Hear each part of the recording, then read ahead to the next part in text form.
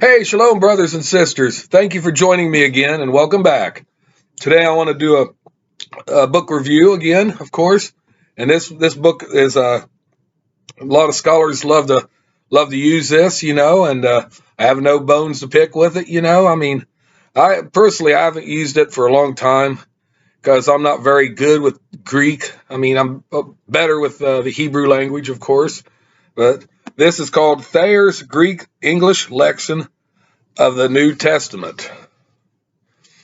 And this is what a lot of scholars use to look up words in the New Testament, in a Greek form. And it talks about, like definitions and, I don't know if they're like pronouns, root words, things like that, And anyways, like I said, a lot of scholars use this book. And, I don't have nothing really bad to say about it, even though I'm more in the line of the Hebrew.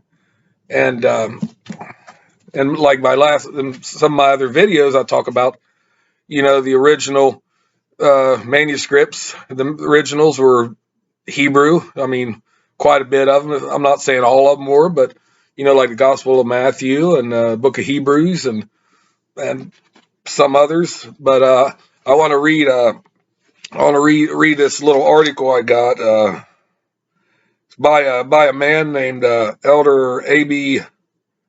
Traina, I think his name is.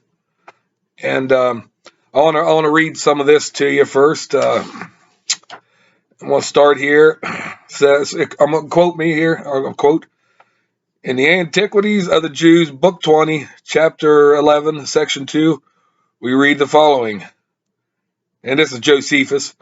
And I am so bold as to say now I have completely perfected the work I proposed to myself to do, that no other person, whether he were a Jew or a foreigner, had he ever so great an inclination to do it, could so accurately deliver these accounts to the Greeks, as is done in these books.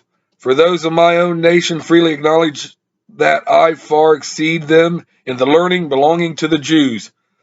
I also have taken great deal of pains to obtain the learnings of the Jews and understand the elements of the Greek language, although I have so long accustomed myself to speak to our own tongue that I cannot pronounce the Greek with sufficient exactness. For our own nation does not encourage those that learn the languages of many nations and so adorn their discourses with the smoothness of their period, because they look upon this sort of accomplishment as common. Common means the lower element.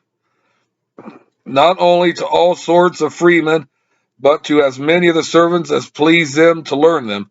But they give him the testimony of being a wise man who is fully acquainted with our laws, and is able to interpret their meanings, on which account, as there have been many who have done their endeavors with great patience to obtain this learning, there have yet hardly been so many as 2 or 3 that have succeeded therein, who were immediately rewarded for their pains. So Josephus here is saying, even in his time, he was, right around born right around the time of Yeshua's crucifixion. He's right alongside the apostles when they're doing all their journeys and everything. And he didn't know Greek. He was a Pharisee, but he didn't know Greek. He knew Hebrew and maybe Aramaic, but he didn't know Greek. And that says a lot. If he didn't know this, then most likely some or most of the apostles only knew the Hebrew and Aramaic, and also now we go down to here in the Wars of the Jews. Josephus, in his preface, section 1, says, I have proposed to myself, for the sake of such as live under the Roman government, to translate these books into Greek tongue, which I formerly composed in the language of our country, which is Hebrew, the common Hebrew. And like I said, he probably most likely he knew Aramaic, too, as well. But that's just saying something, and I'm going to read just a couple more things here. Professor D.S. Gregory quoted in Smith's Bible Dictionary in the article, Gospel of Matthew says, the Jewish historian Josephus furnishes an illustration of the fate of the Hebrew original of Matthew. Josephus informs us that he wrote his great work, The History of the Jewish Wars, originally in Hebrew, his native tongue, for the benefit of his own nation, and he afterwards translated into Greek. No notices of the Hebrew originals have survived. So no Hebrew versions of his work have survived. The Greek did, and then of course it went to, English, translated English, German, French, whatever. But those originals, so the same could be said about like Matthew and the others, and the most ancient manuscripts we have. They're not the originals. They're not very old. It's centuries old, and they're in Greek. They're not in original Hebrew. And now I'm going to go to I'm going to read on to this. The following is a quotation from Renan, a famous French scholar and archaeologist who spent many years in the East in research work for the imperial government of France. And this is what he says. It is not probable that Yeshua knew Greek. The language was very little spread in Judea beyond the classes who participated in the government and the towns inhabited by the pagans like Caesarea. Neither directly nor indirectly then did any element of Greek culture reach Yeshua. He knew nothing beyond Judaism. His mind preserved that free innocence of extended and varied culture always weakens. In the very bosom of Judaism, he remained a stranger to many efforts often parallel to his own. And that was Ernest Renan. He quoted from the Gospel Light by Lamza, page 25, the introduction, the life of Yeshua. So that's another one. There's a lot more scholars, archaeologists, and church fathers and everything, that talk about it. I'm not going to get into the whole thing, but I'll just go quote one more here. In the same introduction to the Gospel Light, page 24, Dr. Lamza says, Greek culture, philosophy, and religion had no influence on Yeshua and his disciples or the early disciples. The Jews resisted every influence not Semitic. Greek customs and manners were forbidden. During the reign of Trajan and Hadrian, the Jews were not permitted to learn Greek or use the ceremonies. The first part of the Talmud, the Mishnah, strongly declares, it was worse for a Jew to learn Greek than to eat swine's flesh. And that's saying a lot. These laws were strictly observed with a few exceptions by the Palestinian Jews who jealously preserved their religion, customs, and language from contamination. So they guarded their religions, their lifestyles, what their forefathers taught them. They resisted all that. So, and there's plenty more out there, like I said, historians, founding fathers, and scholars, archaeologists, not just recent ones. I'm talking about a course of centuries back too. So I just want to read a couple scriptures to you before I conclude this.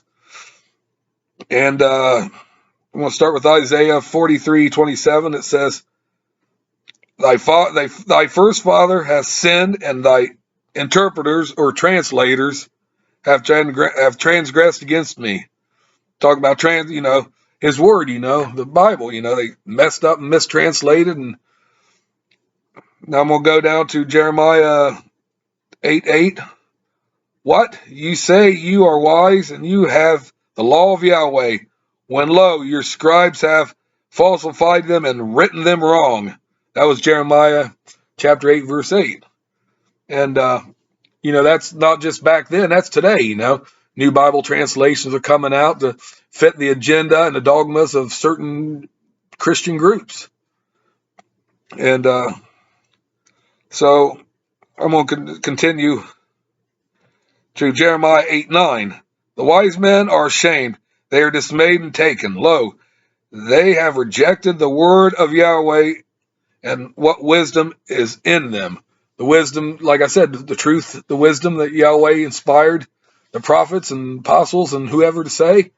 These modern people, they just, falsify the scriptures to their own benefit and to mislead the flock. It's plain and simple. But anyways, like I said, I don't really find any fault in this. You could, pick this book up anywhere on eBay, Amazon, bookstores, in online bookstores, whatever. And it's not bad, but it can benefit since the only remaining ancient scriptures we got in the New Testament are Greek. However, there are Hebrew Gospels being discovered, and there's a lot have been discovered and studied, looked at, and everything, verified. And like I said, don't count out the Hebrew Gospels and the writings, the origins. Don't, look into them, check them out, look them up. And that's all I really want to say about that. And I thank you again for stopping by. Please comment below. Let me know what you think about this. And feel free to subscribe. And I invite you to hit the notification bell and give me a big like. And that's all I really got to say. And I thank you again. I really thank you for stopping by. And till next time when we meet again, shalom and peace out.